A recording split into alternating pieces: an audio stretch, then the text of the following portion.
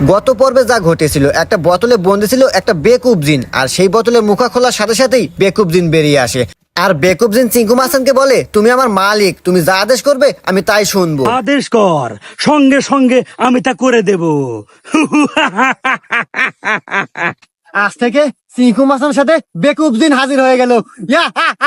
আজ থেকে আমার পাওয়ার ডবল।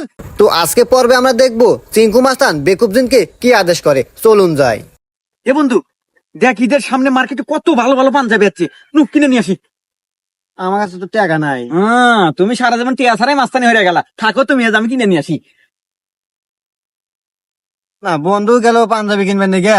সামনে ঈদ, আবার তো নামাজ পড়ার জন্য তো একটা পাঞ্জাবি দরকার, কিন্তু কাছে নাই টাকা।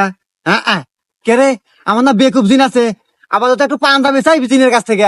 রে, হাজির করি। হে বেকুব জিন, হাজির হও।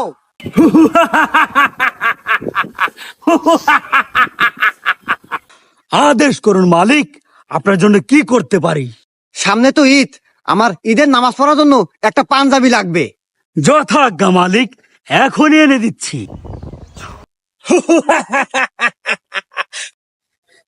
হেই বেকুব জিন, তুমি এটা কি করলা? এর ভিতর তো আমার মতো তিনজন মানুষ ঢোকা যাবো, এটা আমার সাইজে হয় নাই, তুমি আমার সাইজে এনে দাও। ক্ষমা করবেন মালিক, আপনি পাঞ্জাবি চেয়েছেন, পাঞ্জাবি দিয়েছি, সাইজের কথা বলেননি কিন্তু। সাইজের কথা বলি নাই তো কি হয়েছে, এখন এনে দাও। দুঃখিত মালিক, আমি এক হুকুম একবারই পালন করি, আমি এখন আসি।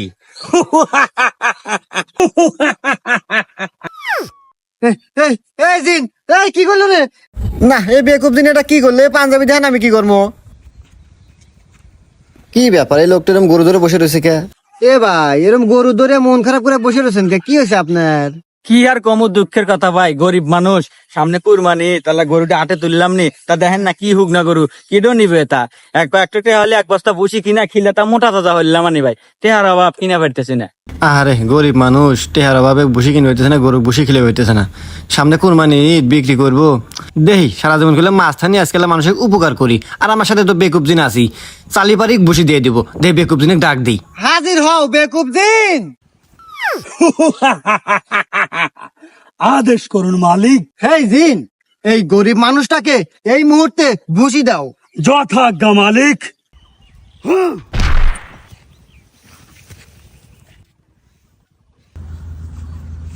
এই বেকুব জিন, তুমি এটা কি করলা? ঘুষি মারলা কেন?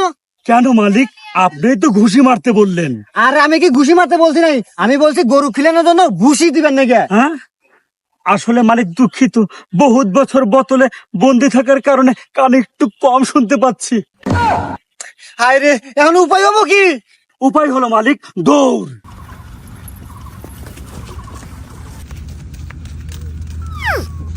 ভিডিওটি কেমন লাগলো অবশ্যই কমেন্ট করে জানাবেন। বেকুব জিনের বেকুবি বুদ্ধি দেখতে হলে অবশ্যই চোখ রাখুন সোহেল কমেডি ফেসবুক পেজে। আর হ্যাঁ, চিঙ্কু মাস্তানের বেকুব জিন পার্ট 3 দেখতে চাইলে অবশ্যই কমেন্ট করে জানাবেন।